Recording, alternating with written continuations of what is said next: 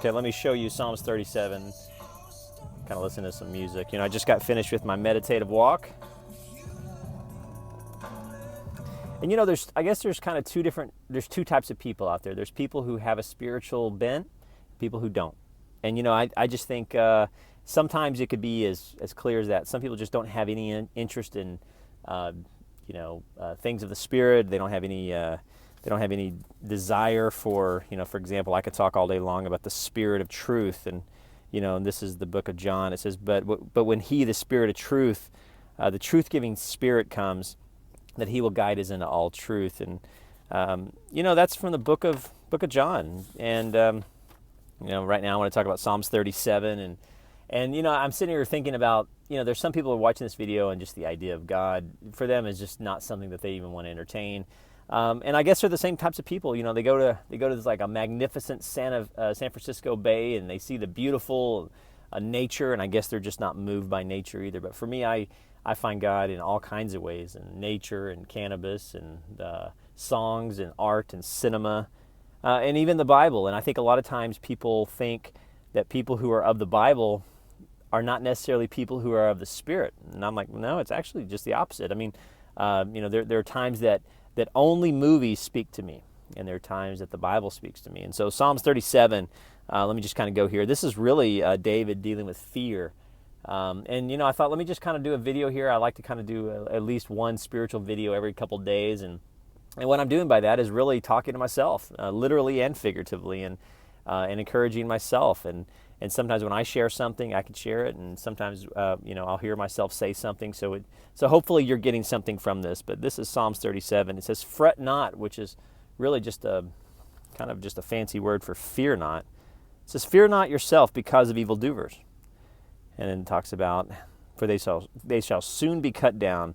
And then I like verse 3, because a lot of times, if you're like me, you go from fear, fret, and then you go straight to, what do I need to do? You ever hear that voice, like the what do I need to do voice? Like, what am I going to do? What am I going to do? What am I going to do? What am I going to do? And sometimes it's not funny. Sometimes it'll keep you up at night. And I don't want to make light of it, because fear is a real thing. And part of spirituality is really foundationally about learning how to move out of fear. I could talk all day long about the Enneagram, and all the energies are important and valuable and beautiful. But you know what? What's really one of the hidden wisdoms of is that even a word? One of the hidden jewels of the Enneagram is how each energy deals with fear. I'll talk to you about that in just a second. So fret not. And then verse 3 says, "Trust, lean on, rely." And I'm like, sometimes I don't understand how to do that, But then it says, "Trust in the Lord and do good, and you shall dwell in the land. And surely you shall feed on your faithfulness, and truly you shall be fed." And it says, "Delight yourself also in the Lord, and He will give you the desires and secret petitions of your heart." I think it's interesting that Psalms 37 even literally says, it starts with fear. It says, "Fret not." It says, don't worry about the people that are going to cause you bullshit. Then it says, "Trust." And it's like, okay, I'm not getting it. Then it says, "Do good." So what do you need to do? I don't know what you need to do. Maybe listen to the radio. Uh-oh. Meghan Trainor, she's not fretting. Maybe she felt good.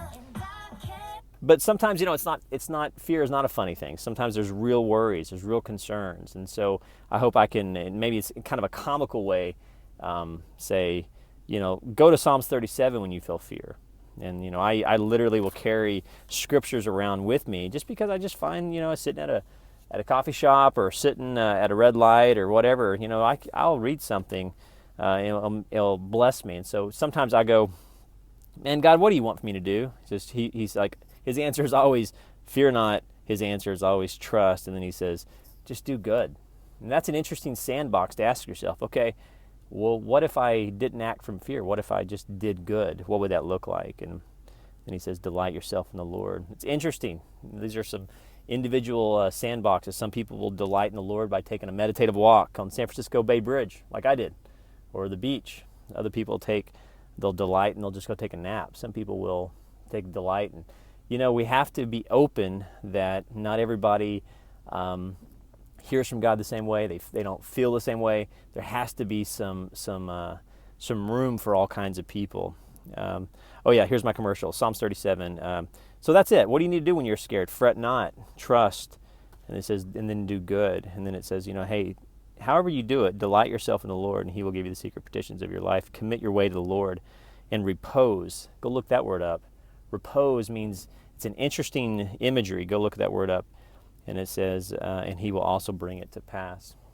I want to do more speaking at churches or organizations. Maybe you're just you're interested in the Enneagram. Maybe you don't care about the Enneagram. Maybe you just maybe your church just needs like an interim pastor for a couple 3 weeks, or maybe who knows. If you have any interest in me coming to speak to your organization, speak about the Enneagram, maybe just kind of share my own kind of an extension of these videos with you. I'd love to come talk to you and talk to your church. Like I said, if you are maybe you just need like an interim pastor, maybe just like maybe someone to come, kind of like a fresh voice. A lot of times that scares the hell of a lot of pastors, if somebody else coming to speak to their organization. In fact, it takes a lot of maturity for a pastor or a church person to let an outsider come in, because churches deal a lot with fear and what if we bring the wrong person in? And I'm like, well, what if he says the wrong thing? Well, what do you do when you go to a restaurant and you get something you don't like? You just make a note of that. It's like, okay, thank you, move on. We don't stop going to restaurants.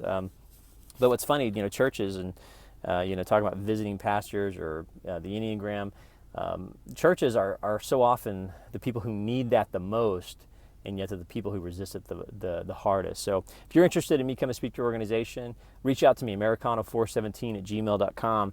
In the meantime, enjoy your day. Let's go out with some music. All right, you guys have a great day.